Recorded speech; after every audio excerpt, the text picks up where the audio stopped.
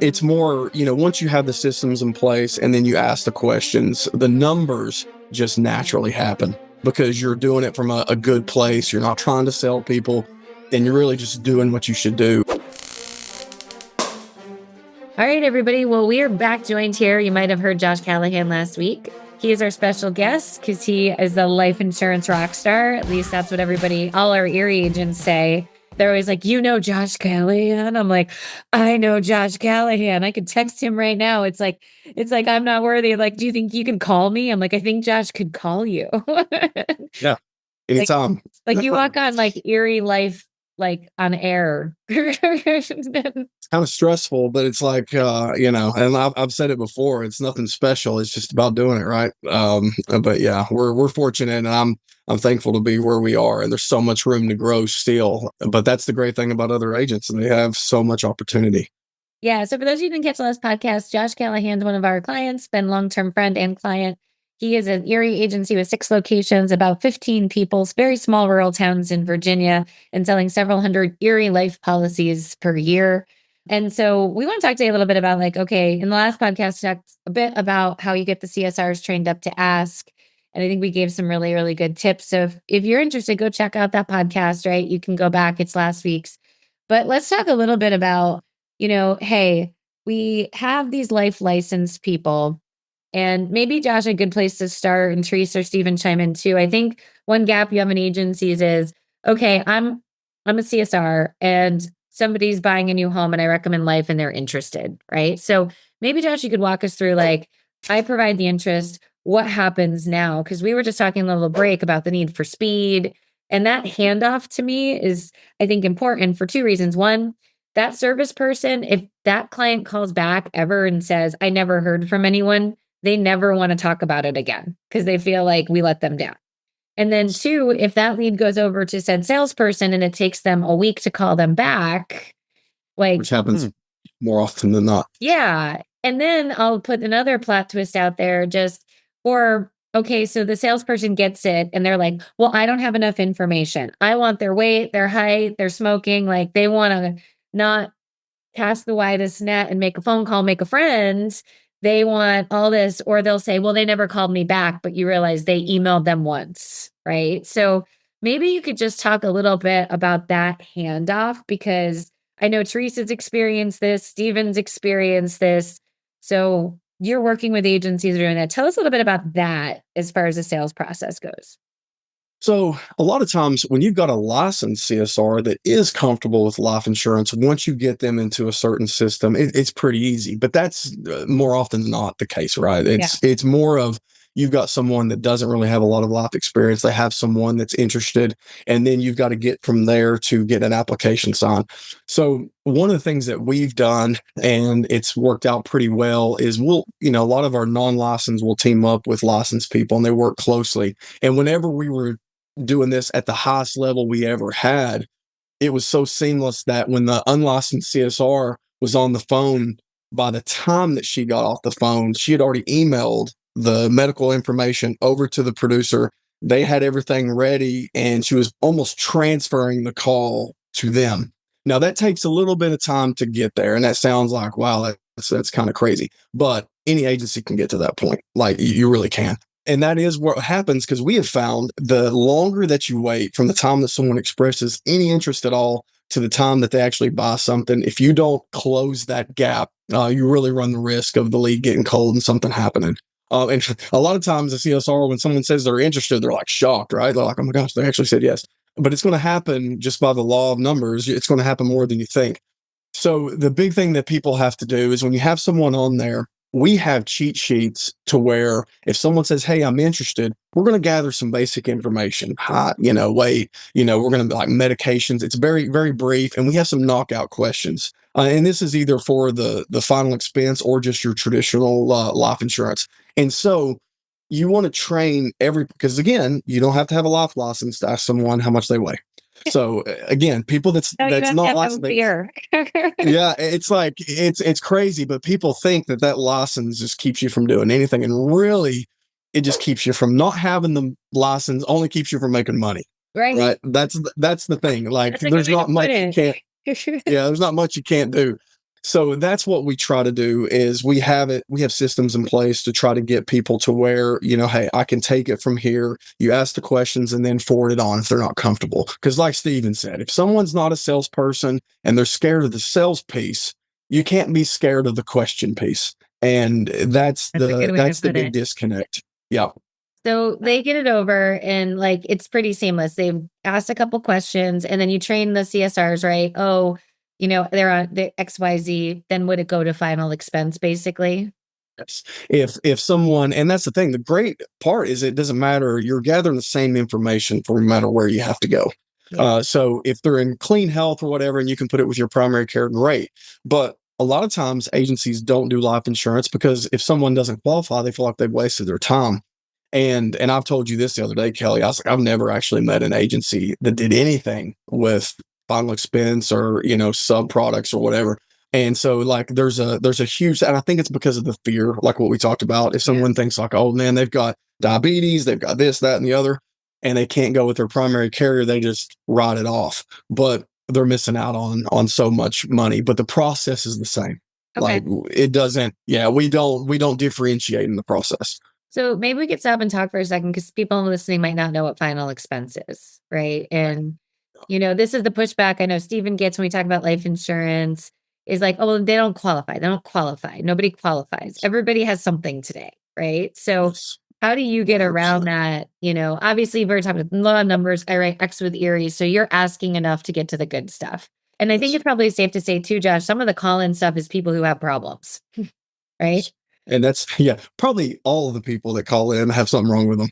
So no, that is a big misconception. And really how I got into it, and I shared that on the podcast before, is that I was just at the point in my agency, it was like 2016. I was looking for ways I wanted to hire a CSR, I was trying to generate other revenue because I was trying to grow. And I looked into life leads, and then I just ran across, I'm going to talk about it, ran across a really terrible IMO, but they had systems. I learned. I made a whopping 70% commission when I should have been making 100. But anyway, I learned a lot, and I made 6 figures going door to door selling life to just older people, which I was kind of used to from my previous career. But what happened and when the light switched for me is when I went into my own customer homes, right? When I went into my Erie agency clients' homes that were asking for life insurance and they didn't even know I did it. And it was final expense. So I did that. And by the way, I mean, I've made 6 figures since then every year, adding to my bottom line with standard and final expense life insurance. So what I did is that was the light bulb moment. And I was like, we have to be able to do this because how many agencies out there have customers that are 50 and up? Right. Like that is a huge portion of everybody's book. Well, and those are the ones with more money too. Yes. They have the income, they have the need, they're less price sensitive and that's one of the things like people I was in a task force meeting and we're like, well, we need to be able to shop. And I was like, if you're shopping a client for final expense for $5, you're wasting everybody's time. Right? You go with who will take it and you just follow the process. But people, again, they get bogged down in the details. It's just like, just do it.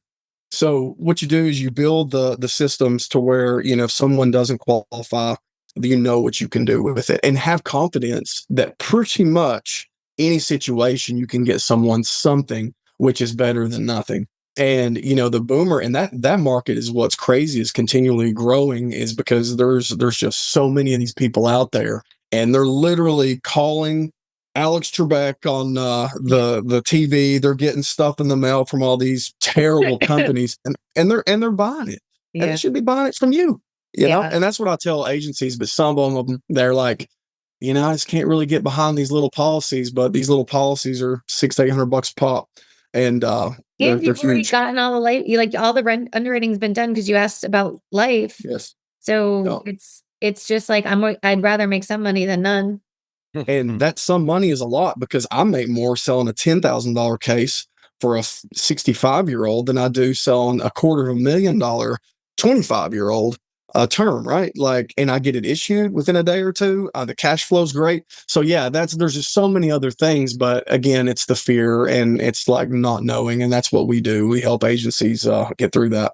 Well, and I think one thing I'm picking up by listening to you too, Josh, is like maybe a lot of the agencies struggle because they're just not doing the volume, right? So when you don't do enough of things, it becomes like, okay, I have to underrate it. I have to do this. Where do I go? You're not as fluid where like you guys do a great volume, so it's easy to just put it in the next place and make it happen, right? But let's talk a little We bit. weren't always there, No, no, but I you mean, know. and I like it how you explain where you started from because I think sometimes people listen to these podcasts with agents and they're like, you could be writing, 5 million life insurance policies a month. And it's like, well, like 5 years ago, you weren't writing that many. You know, every year you write a little bit more and you get better at it. That's the plan. So you have these life licensed agents and they're presenting these life quotes, right? And I know you mentioned and just want to talk a little bit about the speed, right? So they do the application and then you're looking at like paramed and the doctor's stuff. So he's like, yeah. So do you guys lean on trying to do just like small terms just to pop them out? Do you really try to advise them like, hey, what is the sales mentality once it comes in? So the great thing about being an agency, and this is what we take the pressure off with clients. I mean, because these people that are out here that only sell life insurance, they have to sell you something to make a living, right? So when we're talking to our clients, it's a we make it feel like it's a service only. We're not going to cry if they don't buy it, but we are going to make a note and we are going to let them know that we made so if you die, your family's going to know we talked to you about it, right? Like that's kind of the And stance that that you we have no take. life insurance. Yes, denied, rejected. We put it to where they're like, okay, And their but family wasn't worth it. yeah, I was like, yeah, yeah. Trust me, when you've been in the life insurance business, you can make people mad. When you know it's over, you're like, man, you just really don't love your wife, right? Like, it's just, but you're not going to do that to I your guess your PNC kids will clients. have to But get part-time jobs at 13 yeah, to make to yeah, pay the mortgage. we laugh, but at the same time, when your CSRs understand this, it's like it's really the truth, right? Like Yeah. if you feel that if you're not really taking that approach to where you're helping someone every time they do it. So, life comes over. How do you handle like that in the sales process, right? There's a gap. So, do you guys just try to pop a small term, get them on the books? Do you guys So yes, I mean, and it obviously depends on their situation, but this is where I was going with this, is that it's all about budget too, right? We only want you to buy what you can afford. Right. Like everybody probably needs millions of dollars of life insurance if you really dig into it. But if you can only pay for it for a month, what good is that? Right. Like we design everything to where it fits their budget. And I really like some of the old school stuff. And I do this a lot with Final Expense. You'll give people three options. They pick what they want and you're okay with it. You don't try to upsell them. You're like, hey, this is cool. If this what fits you, we'll do it. And we do the term and we'll do the Final Expense the exact same way. If someone says, hey, you present them with $40 and they're like, really 20 is all I can do. Okay, you're full if you just try to keep talking them into that, right? You do what they can do and then you'd add on later because like we talked about, you can always add more unless you're not good enough health. And that's another sales piece. But so yeah, that's what we do typically is we will base it upon budget because if you're talking to someone and your CSRs, again, they have a better relationship with the client than even the agent does, right? They're more comfortable talking to a CSR than they are talking to me. Sometimes they're like scared to talk to me, like I'm the principal or something, like, like I'm you're going gonna know about all their medications. yeah, yeah. So and I'm like, yeah, I don't care. But the CSRs though, there's that comfort level there that I can't even replicate as an agent, a lot of times. So that piece is really good. And then the CSRs, they treat them like, hey, I just want you to have something. And then they take it and go. Yeah. So, as far as like, what's your closing ratio like? Do you track that? Do you know? Yeah, no, I do. I mean, closing versus getting approved is two different things, right? I would say our closing ratios probably pushes 60 to 70%. And I feel like our placement ratio with our life carriers is good. But again, it's a huge funnel. It's more, once you have the systems in place and then you ask the questions, the numbers just naturally happen because you're doing it from a good place. You're not trying to sell people and you're really just doing what you should do. And that was one of the things with my CSRs that were more service based. Like, my best CSR, Heather, like she could care less about money, right? She's the total service heart. Like, She is. But life insurance clicked for her when we had customers come in that didn't have it and we didn't talk to them. and they died or whatever. And then she's seen that firsthand. So it's all for her. It's all service related. Yes, I give her money for it and I don't think she cares, but it's like, you've got to figure out what makes your team click too. Right. Yeah. Like that's a big piece of it. But I love it because I think it's just the culture of the agency. It's not like you're weird if you're not doing this. Where Yeah, we're like, what are you doing? Of course, then you have people like my sister that'll call you out for not doing it. It's like, am I the only one that's doing anything today? It's like that sort of thing, and nobody wants to deal with that either. But yeah, you're right. Just have your sister go sit at people's desks. Like if you don't ask, that actually would probably get it done. They'll be like, for the love of God, I will ask everybody for eternity if you just get her out of here. But what's my quota every week? I'll start there. It's done by Monday. Yeah, but she's the one, like I said, that's a beast. I mean, she is unbelievable. It's like, and I feel like you have to have that, but obviously all jokes aside. Like she's complete. Yeah. So like, I know Therese and Steven don't know, like the way she closes life insurance. I've heard her on the phone sometimes like, oh, she just said that. Like, yeah, no, yeah, people love it. Like she'll track people down in Walmart. She will if oh yeah, 100%. If you said no to her to life insurance, she will track you down at Walmart and be like, I don't know why you haven't bought life insurance yet. Like there's no shame.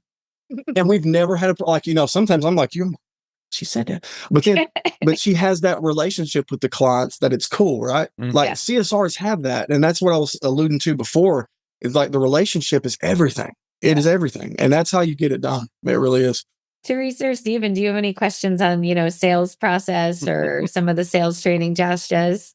I mean, I think just even educating the client is the important part, right? Planting the seed, talking about it, and letting them know that it's available or that you do it is huge. I know like my life insurance agent, which I love to this day, tracked me down for 3 years. And I'm like, I can't afford it. I can't afford it. I can't afford it. He's like, we're getting you something. I'm like, I can't afford it. And he saw that I bought a house. Literally the day after I posted on Facebook, he was at my door of my new house. And he's like, okay, cool. If you can afford a house, you can afford a term policy. Let's sit down and get this done. And I was like, I guess I am not have a choice. You're at my door and this is uncomfortable. But it was the best thing we ever did. And me and myself both got term. We added another layer. 3 years in, he's like, okay, you should be making some more money now. Let's get this converted, or let's do another term. And now we have plenty of terms and plenty of other types of life all stacked together because we keep converting it as needed, because neither one of us are, in our 30s anymore and have some health issues. So it was a great way to start, but then I also learned the value because now it can be converted. Yeah. And not every product's the same, but I think had he not showed up at my door, I don't know how much life insurance I would have at this point. Instead of the millions that I probably have now. That's right. I think back to the timeline. I mentioned in the previous blog that I did a lot of outbound calls. The reason for that is my life person was actually not at my agency all the time. So when he was at the agency, I would do the outbound calls while he was there because the timeline is super, super important. You've got to get them on the phone right now. You've got to get it sold right now. And if you hesitate or you give that customer time to think about it, like you guys said, they'll start spending that money somewhere else. It'll go somewhere else real fast. Or they'll, something will come up or they'll get sick or, I had one guy cancel his policy and I'm like, no, you should not cancel this. You should get another policy first. No, I'm healthy as a horse. I'll be fine. You need to cancel it right now. I'm like, are you 100% sure? I do not want to cancel this. I don't feel right about it. He just insisted, and I'll be darned if he didn't cancel it and went to get this other life insurance policy and found out he had some terminal illness. And he was furious. And I'm like, I tried to warn you. If you've got a life insurance policy, you keep that policy until you get another policy before you do anything with the one you have. So that timeline, again, is super, super important. You've got to keep them engaged and you've got to roll with it and get it done as soon as possible. What you shared right there, that's a story, right? Like that's the kind of thing that you can share with clients as well. And, any agency that's been there of any given time is going to probably have some stories where they dropped the ball and didn't talk to someone about life insurance. And then they wind up dead. And then even though it stinks and makes you feel bad, it's still an opportunity to share that with someone and be like, I'm not. And that's what we've done. We tell customers that we are never going to be in that place again. in that regardless if you want to hear it or not, we're going to ask you about it because that's our job and we care about you and that's what's going to be. So yeah, I mean, and having that story, wow, that, that's crazy. I've never had that one happen to me, but I mean, trust me, I would use that in my agency. I'd be like, yeah, you want to You cancel just this wrote now? that down. Yeah, I You mean, use it. those things, they don't like this. They don't leave you, right? Like that's stuck with you now and you know that. So I like it. Well, and I just want to leave with this. First of all, if you like what Josh has to say, check out our new course. Josh and I co-do it. So we'll have a lot of energy, I think, Josh, on when we get down. I agree. I get pumped up about this stuff. Yeah. But that's what I was actually going to say is if you think about it, I think one of the reasons your sister's so good at the close, like you're so good about it, is you can sense there's a sense of passion. So it's not like, oh, I hope you can afford this. It's like, no. And like, Stephen, even with you, like your life insurance agent coming to your house, like some people like, oh my gosh, that's pushy. That's freaky. I actually think it just comes from back. Like he cares that you care. Like he knows that people push this things off and you guys are so passionate that people need this. And like people need to be inspired to move forward with life insurance. You have to be super inspired by it. And you have to have you can't just email them the life quote and be like, let me know what you want to do. It doesn't. Yeah, let me know. Yeah. Hey, let me know if you want to protect your family. Yeah. Hey, let me know if you won't I'll ever be able to give you because you're the least old today. Let me know. Yeah. Yeah. No, you're right. Well, thank you so much, Josh. Our next podcast that Josh is going to be joining us on is talk a little bit about, why the team hesitates. We're going to dive deep into unlocking some of that CSR stuff in a deeper fashion, but like fear of rejection, the idea that they don't understand the product, the idea that people think, oh, no one has any money. They're yelling at me about their P&C rates going up. I can't ask them to spend money on life insurance, right? So we're going to kind of unlock some of those and hear a little bit maybe how Josh's team overcomes that stuff. So everybody check out the new course, but join us on our next podcast next week, and we'll see you then.